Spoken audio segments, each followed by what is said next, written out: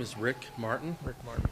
Hi, this is Michael Emery with TVOI News, and we're down in Twin Falls, and I'm standing here with Rick Martin. How you doing, Rick? Great. So we had a big old deal that nobody really got to speak out of their own voices. What was your take on this? I mean, My what was the take, deal? it was a dog and pony show.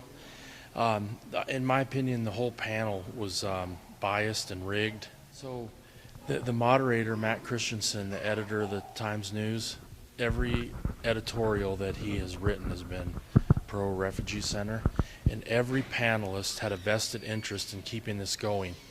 What was the name of that doctor that was up there? And I heard him specifically say, well, most of my clients for the last few years have been nothing but refugees, in majority speaking terms. So why didn't they have some neutral point from the community that has businesses that are pre-established, instead of having somebody that just kind of sifted through the questions? What do you think there was a point on this? Well, I mean, it is a good point. That was Dr. Klotz, and we had asked for at least two people on the panelists that or at least had a different opinion, but they denied that. But Dr. Klotz completely failed to even answer the questions.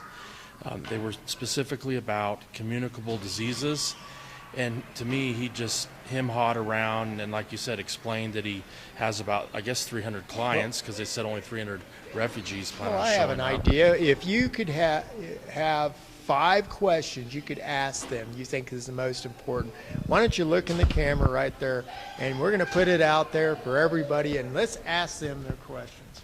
So you go ahead. Well, the 5 questions, I mean, I could think of one of them, again, would be the FBI has declared and stated, and it was paraphrased in the meeting tonight, that they have no ability to vet Syrian refugees because they don't have the resources or the staff. It's a failed state.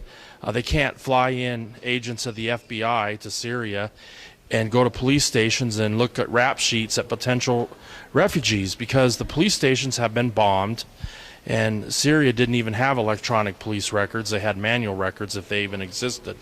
So that question was never answered.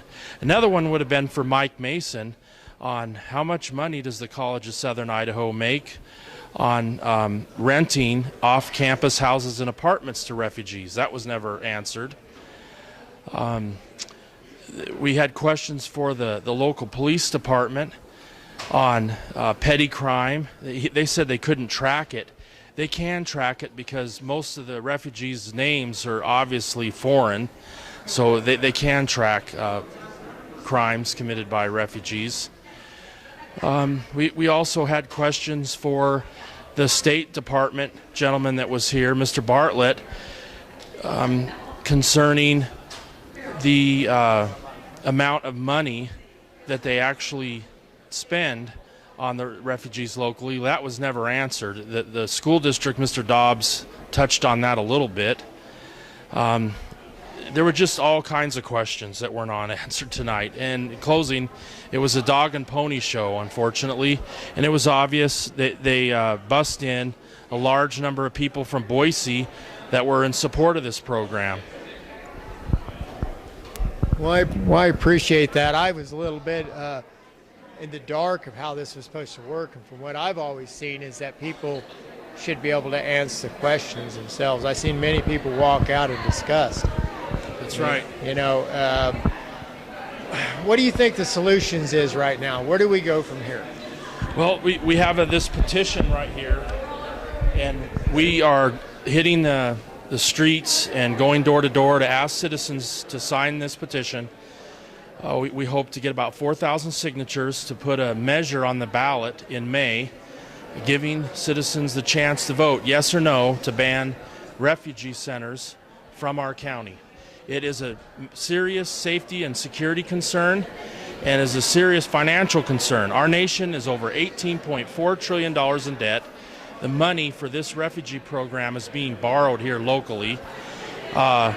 We can't afford it. And like it was explained from Willie Dobbs, if you add up all his numbers, it's about $500,000 just in the school district to handle the local refugees that come a year.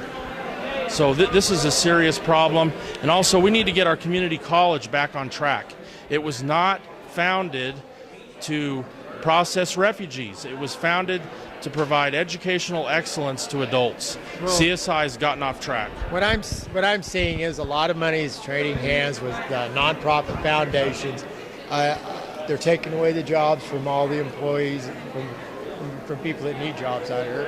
And so even the employers, they get half of their pay that they give to them reimbursed back. You know. Right, and that would have been a good question tonight in which we asked. That's what I wanted to know is yeah, there's all those jobs, but I can't get a job. Look, I need a job. Right? Well, what we wanted to ask, and we submitted a question was multiple times, is how long does CSI pay the entry-level wages for a refugee? How many months, years? They never answered that question. We know that's happening, and we know the money comes from the taxpayers, but that is crony capitalism, and it drives the wages down for other citizens when they're competing with refugees that are essentially getting paid. They're getting paid at a cost to nothing to the employer.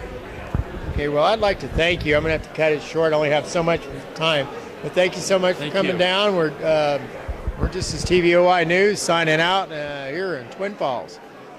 Thanks a lot.